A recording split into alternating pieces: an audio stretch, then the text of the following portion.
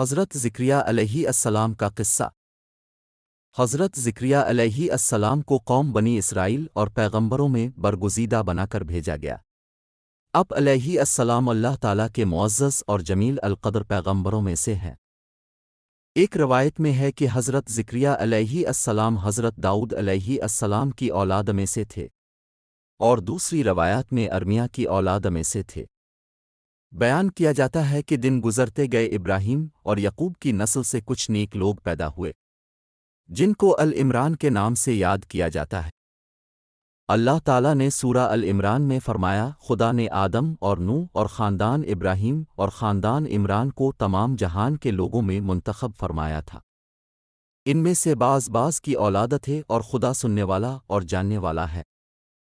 زکریا علیہ السلام کی بیوی یحییٰ علیہ السلام کی والدہ اور مریم علیہ السلام کی والدہ حنا دونوں حقیقی بہنیں تھیں، جبکہ زکریا علیہ السلام رشتے میں مریم علیہ السلام کے خالو لگتے تھے۔ حضرت عمران علیہ السلام کی بیوی نے منت مانی تھی کہ جو بچہ پیدا ہوگا اسے بیت المقدس کی خدمت کے لیے وقف کر دیں گی۔ حضرت مریم علیہ السلام کی پیدائش کے بعد جب انہیں بیت المقدس میں لایا گیا تو ان کی کفالت کی ذمہ داری اللہ نے حضرت زکریا علیہ السلام پر ڈالی۔ اب علیہ السلام بنی اسرائیل میں معزز شخص مانے جاتے تھے۔ حضرت زکریا علیہ السلام کی کفالت میں مریم علیہ السلام نے بہت اچھی پرورش پائی، اور وہ نیک، عبادت گزار اور بہت زیادہ سچ بولنے والی تھی۔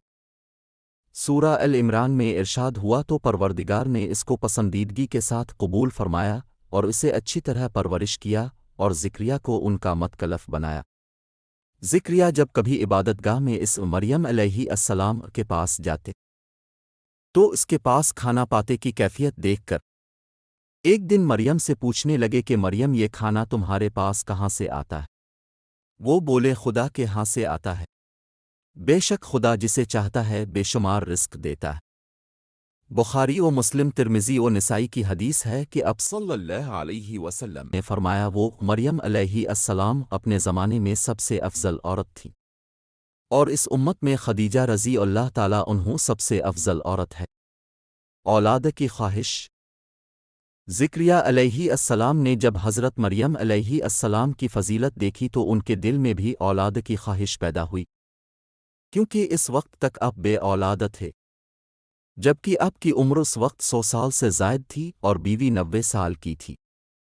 اولاد کی شدید تمنا کے باعث انہوں نے اللہ سے مدد مانگی، جس کا ذکر یوں آتا ہے، ترجمہ: یہ تمہارے پروردگار کی مہربانی کا بیان ہے جو اس نے اپنے بندے زکریا پر کی۔ زکریا علیہ السلام اپنے دور میں اکیلے ہی نبی تھے۔ ان کے دور میں اصحاب و رشتہ دار میں کوئی قابل آدمی نہ تھا، تو ہم نے ان کی پکار سن لی اور ان کو یحییٰ بخشے اور ان کی بیوی کو ان کے حسن معاشرت کے قابل بنا دیا۔ یہ لوگ لپک کر نیکیاں کرتے اور ہمیں امید سے پکارتے اور ہمارے آگے عاجزی کیا کرتے تھے۔ دعا کی قبولیت۔ زکریا علیہ السلام یہ سن کر خوش ہوئے اور حیران بھی، کہنے لگے، پروردگار، میرے ہاں کس طرح لڑکا ہوگا جس حال میں میری بیوی بانجھ ہے اور میں بڑھاپے کی انتہا کو پہنچ گیا ہوں؟ اللہ تعالیٰ نے جواب دیا، حکم ہوا کہ اسی طرح ہوگا۔ تمہارے پروردگار نے فرمایا ہے کہ مجھے یہ آسان ہے کہ میں پہلے تم کو بھی پیدا کر چکا ہوں اور تم کچھ چیز نہ تھے۔ زکریا علیہ السلام نے عرض کیا کہ اے پروردگار، میرے لیے کوئی نشانی مقرر فرما دیجیے۔ فرمایا، نشانی یہ ہے کہ تم صحیح و سالم ہو کر 3 دن رات لوگوں سے بات نہ کر سکو گے۔ جب اللہ نے نشانی ظاہر کی، چنانچہ جب وہ وقت آیا کہ آپ علیہ السلام بول سکتے تھے مگر بول نہ پائے اور صبح و شام اللہ کی عبادت میں مصروف رہتے، یہ نشانی تھی کہ ان کے ہاں بچہ پیدا ہونے والا ہے۔ پھر وہ عبادت کے حجرے سے نکل کر اپنی قوم کے پاس آئے تو ان سے اشارے سے کہا، صبح و شام خدا کو یاد کرتے رہو۔ اللہ تعالیٰ نے سورہ العمران میں فرمایا، وہ ابھی عبادت گاہ میں کھڑے نماز ہی پڑھ رہے تھے کہ فرشتوں نے آواز دی کہ زکریا، خدا تمہیں یحییٰ کی بشارت دیتا ہے، جو خدا کے فیض یعنی عشاء کی تصدیق کریں گے اور سردار ہوں گے اور عورتوں سے رغبت نہ رکھنے والے اور خدا کے پیغمبر یعنی نیکوکاروں میں ہوں گے۔ اللہ نے انہیں یحییٰ کے روپ میں انتہائی فرمانبردار، نیک، صالح، پرہیزگار اور عبادت گزار بیٹا عطا فرمایا۔ زکریا علیہ السلام اللہ تعالیٰ کا شکر بجا لائے اور قوم بنی اسرائیل کو واعظ و نصیحت کرتے رہے۔ بنی اسرائیل کی خباثت۔ جب بنی اسرائیل نے حضرت زکریا علیہ السلام کو مارنے کا قصد کیا تو اپنے ظالموں سے بچنے کے لیے ایک درخت کے کھوکھلے تنے میں جاتے ہوئے دیکھا۔ جب وہاں پہنچے تو آپ کو کہیں نہ پایا۔ اتنے میں لوگ کے پاس شیطان آیا اور بتایا کہ جس کو اب تلاش کر رہے ہیں وہ یہاں ہے۔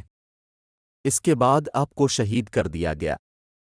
نصیحت: انسان کتنے ہی بلند و بالا مقام پر پہنچ جائے اور اللہ کے ساتھ اسے زیادہ قرب حاصل ہو جائے، تب بھی وہ اللہ کا بندہ ہی رہتا ہے، اور کسی بھی بلندی پر پہنچ کر وہ اللہ یا اللہ کا بیٹا نہیں ہو سکتا، نہ اس کا شریک ہو سکتا ہے۔